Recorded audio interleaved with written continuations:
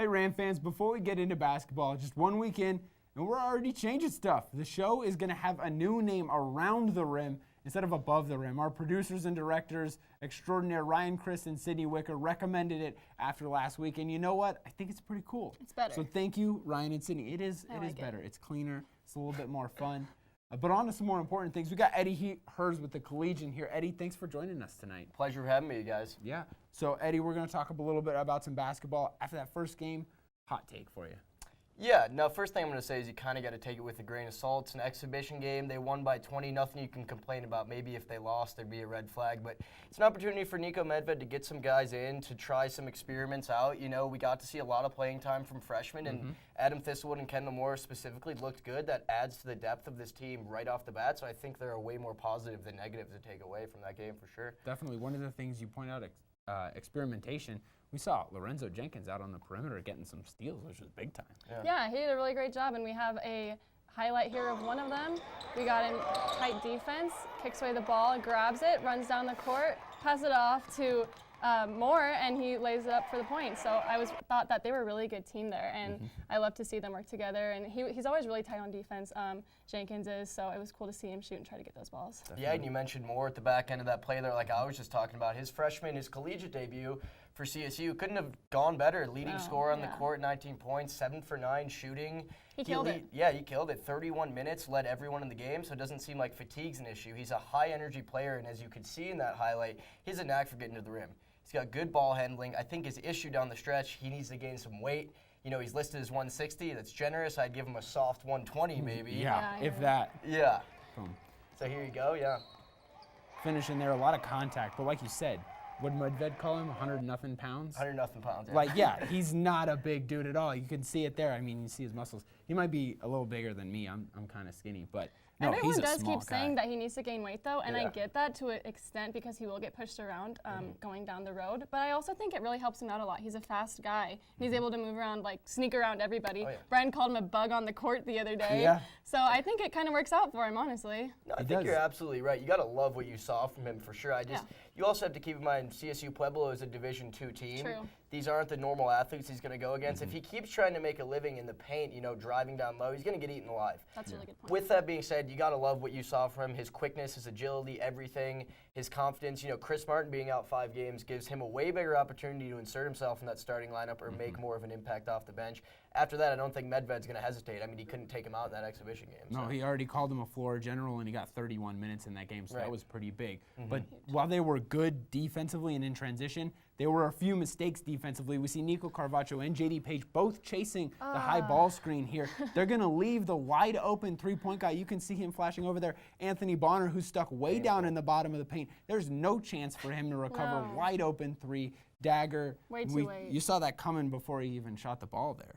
Yeah, it makes me wonder kind of if they're not paying enough attention in practice or if they were just kind of not paying attention in the play in that moment. Yeah. But that was definitely something that we can't see going on in these next couple games. You can mess up, okay, here and there in the exhibitions, but that's not going to be acceptable coming up soon. Well, Medved and Carvacho both said there were a little bit of jitters. They both used that word, actually, to kind of at the start of the game, and you could say, oh, not 100% with their defensive rotations and stuff, but that's definitely something they're going to clean up because, like you've pointed out, Eddie, this is a D2 team. If they're making those mistakes against a D1 team, it's going to cost them a lot more. And than those just are one returning possession. players, too. It wasn't freshmen Yeah. making those mistakes. Definitely. That's what exhibition games are for, though. You know, 7-8 months without playing, you know, you're supposed to shake off the rest there. Even Nico Carvacho goes 4 for 11 from the floor, looks frustrated out there. You're not going to see that. You know, you're supposed to get the rust off in this game. Hopefully that's what it did, and you don't see that against Colorado Christian on Wednesday night. Yeah, for sure.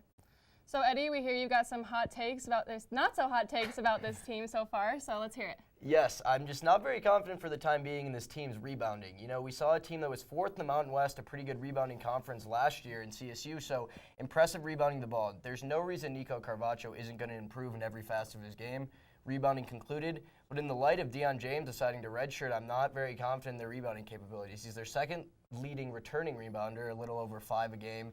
You lose Shea Bob, who averaged around 6 last year. Even Prentice Nixon, low-key's 4th in the team in rebounding. You can't solely rely on guards to rebound. I know Medved said they'll emphasize that, and it will happen. You did see guards come through with rebounds, but I'm not confident in relying on that every game. It's not like these guys are Russell Westbrook who are that aggressive in the paint. You know, without Deion James, I think you kind of at times are going to slowly rely on Carvacho to rebound. This is a guard-heavy roster.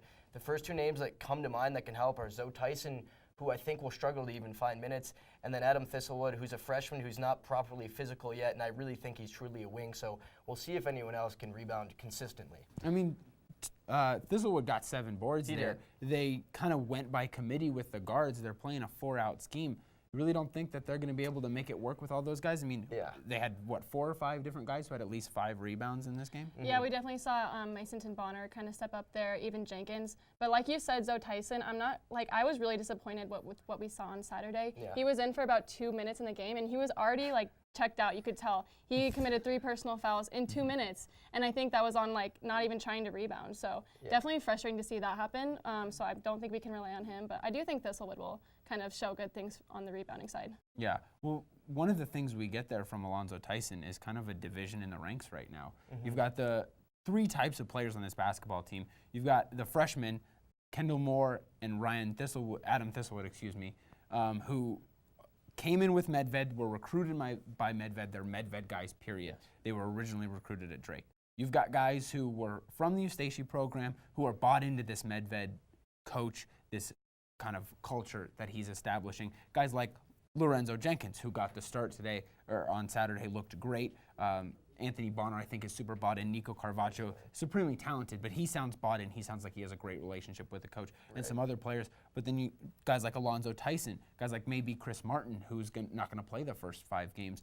Guys like JD Page, who he really looked all over the place in this game. I wonder where they are right now. I think an important thing to note, first of all, is Anthony Masinton-Bonner was actually picked by Nico Medved when he was here before. So Bonner always says that Medved's kind of been his guy. You can tell they're really close and they like each other.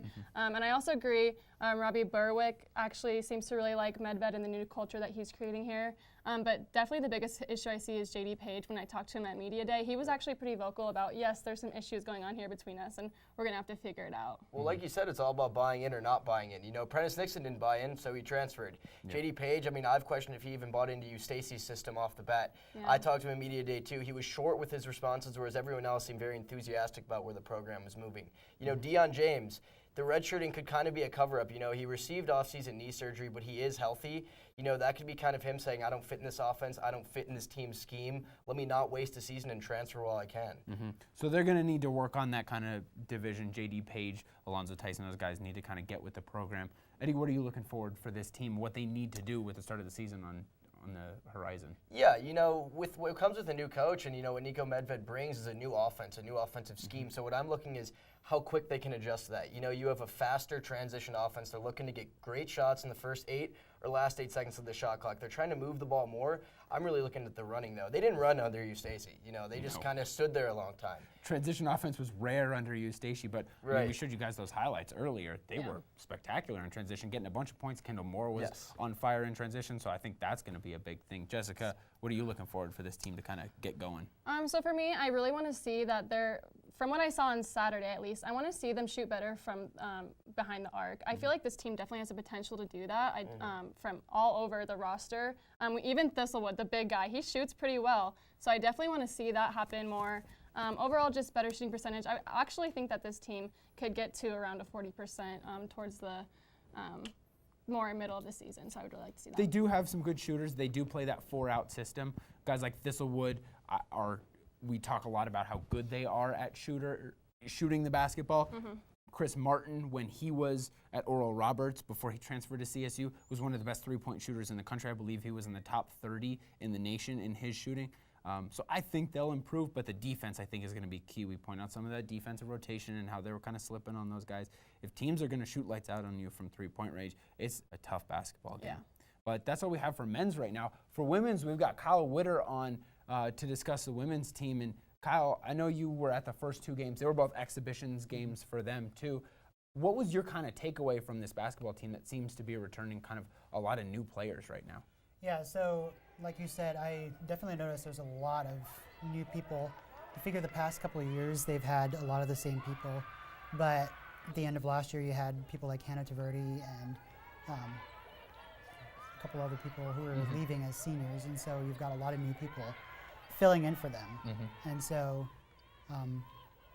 when you play with somebody for a couple of years, you kind of get to know them as a how they play. You get to know their styles and stuff. Yeah. And, Teammate connection's important for sure. yeah, definitely. And when you have a new team, it takes time to build that. And this is a very new team. We look at some of the new people. Grace Kavalu, who was a freshman last year, got playing time, but she also got injured at the end of last season. I think that was important. She's really just kind of back. I've seen her as recently as just a couple weeks ago walking around campus with a boot on. Her ankle still isn't 100%, so there's a lot of new people on this team. Some transfers that have scored well, but that, like you said, Kyle, that chemistry it really isn't quite here yet. Yeah. Kyle, is there anyone that you're really looking forward to for this season that you think is really going to stand out? Yeah, so I noticed in the first game, the first exhibition game against South Dakota School of Mines, Molly Mouncey definitely stood out to me as somebody who is a very strong point person for them. She's going to score a lot of points. Yeah, 28 points. She is the Mountain West Newcomer of the Year this season. I'm excited for her. 28 points is a big number. Absolutely. In any phase of basketball, you know, you're making ESPN at that rate. So I'm excited for her. I'm excited for Grace Kavalu to get back from her injury. But like you mentioned, Kyle, this team is young. They need to develop some experience if they want to win some basketball games. But I think they have the potential to compete in the Mountain West. But that's all we have for you guys this evening. Again, this has been Around the Rim. We were joined earlier by Eddie Herz, now with Kyle Witter of CTV, and Jessica Mendoza here, as always, with me, Brian Buck. Thanks for tuning in, and have a great day, Ram fans.